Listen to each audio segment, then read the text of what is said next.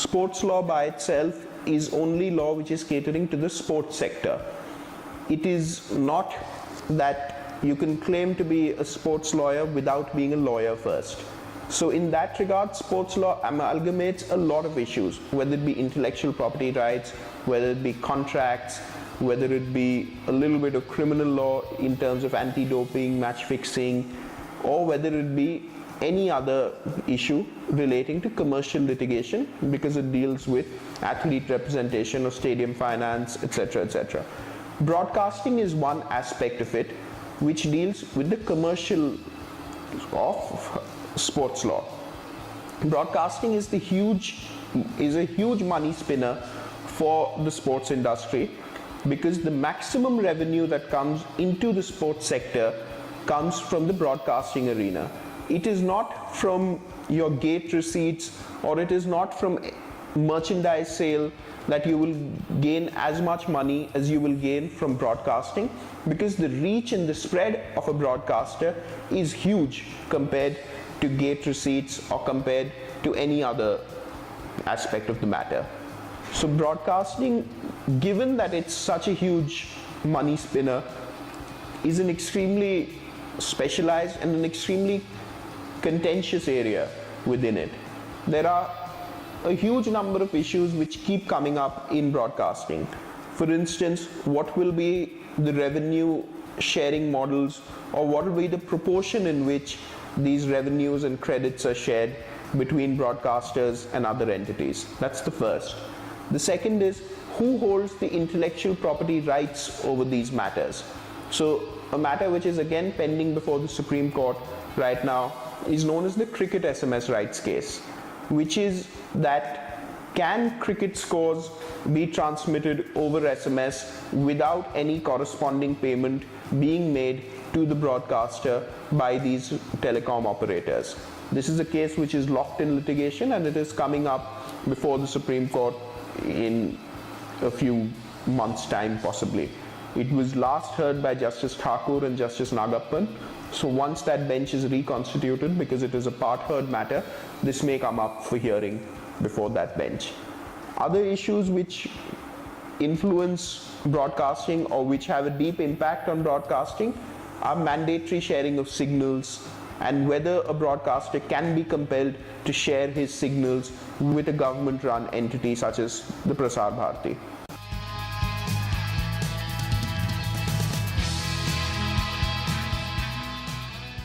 Sports broadcasting setup in India is governed by several laws.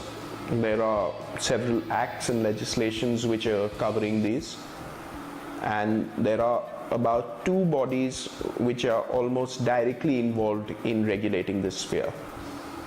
The first is the TDSAT, which is the Telecom Dispute Settlement and Appellate Tribunal. It's an appellate tribunal. And the other is the regulatory body itself, which is the TRAI, which is the Telecom Regulatory Authority of India. Now, the TDSAT and the Telecom Regulatory Authority of India both deal with telecom as well as broadcasting spheres. And broadcasting is not necessarily limited to the general entertainment channels. It also covers sports within it.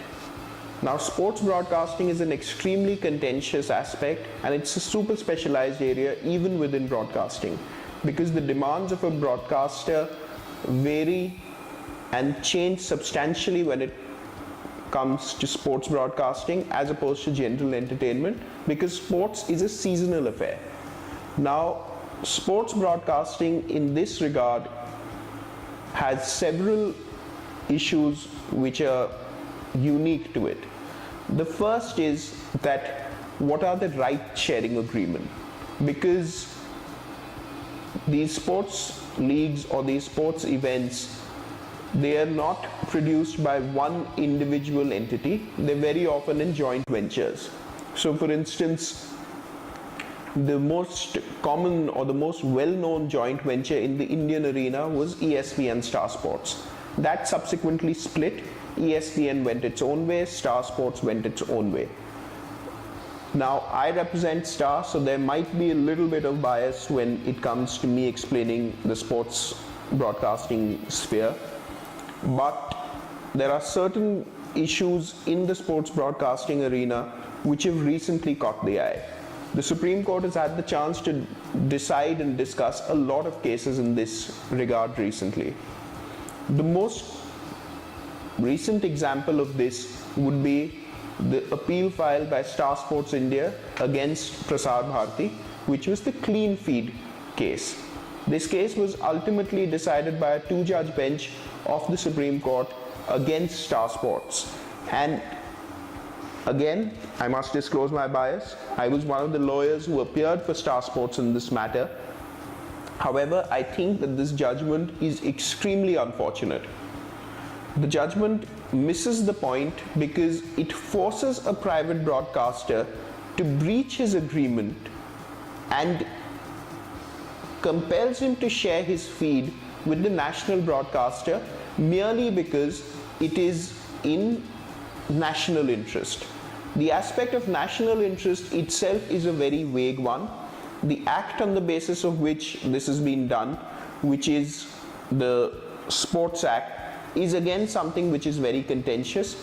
It also neglects the issue that how would these issues, or how would a private broadcaster then make any amount of profit if his feed is necessarily deprived of or denuded of all advertisements that are contained on it and made to be shared with government entities. So to my mind, the judgment completely reverses the clock on private enterprise, and on this vague issue of public interest imposes an unnecessary and an onerous financial burden on sports broadcasters.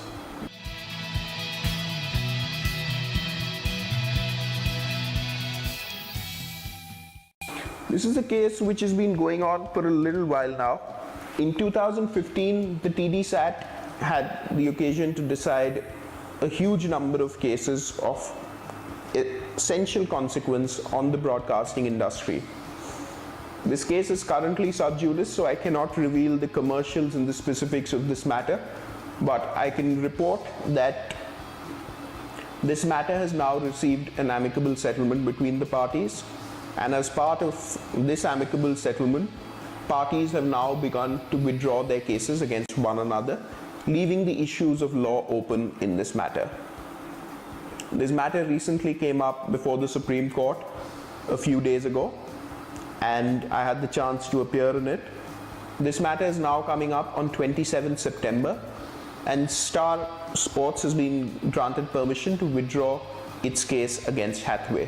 This is part of the Memorandum of Understanding, which again is a private document, so I cannot speak about its details here, but this matter is now achieving an amicable solution between the parties.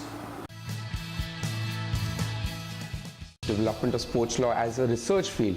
It might be a sport crazy country, but definitely on issues of research, on legal aspects, sports law is still in the baby stages and it's coming up.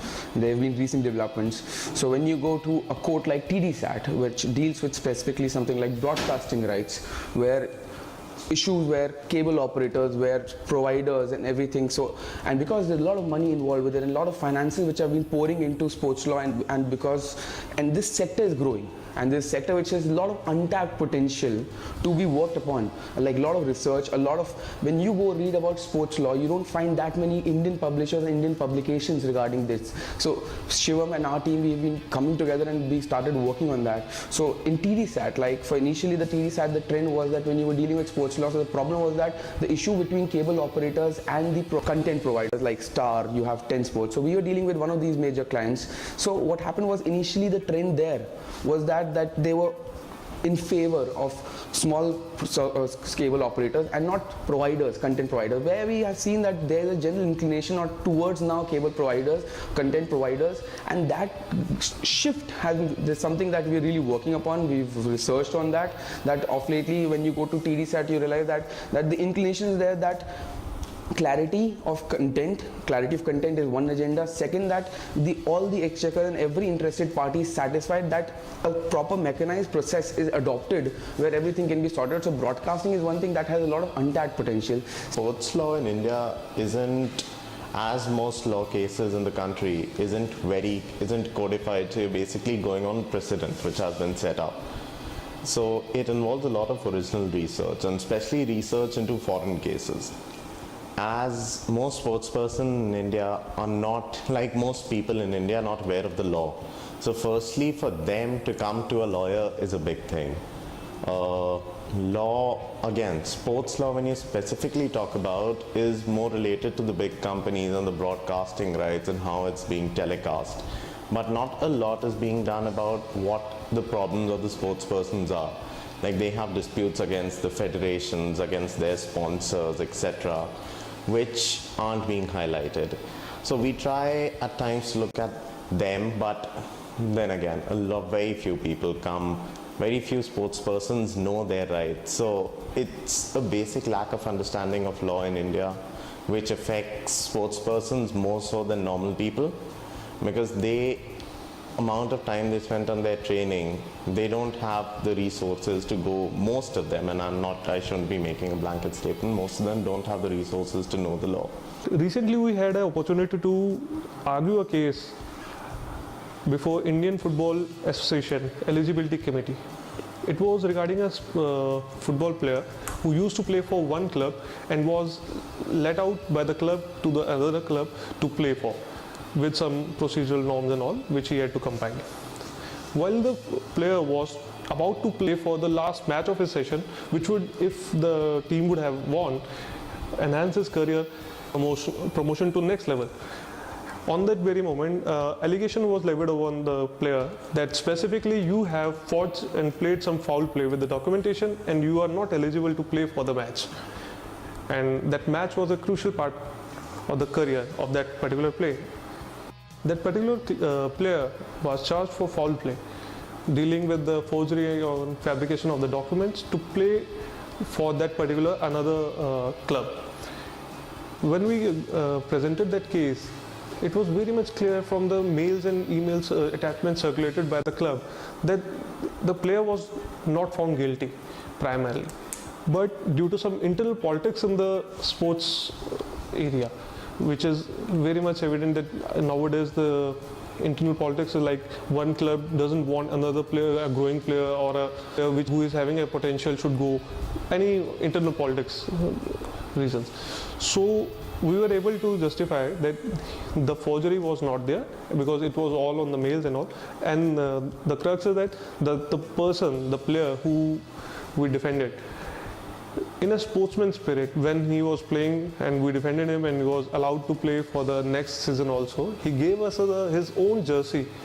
It was a mark of sportsmanship which was overwhelming, and this is the part of litigation and the best part of litigation, that we get to share such kind of experience from the persons from this field also. That's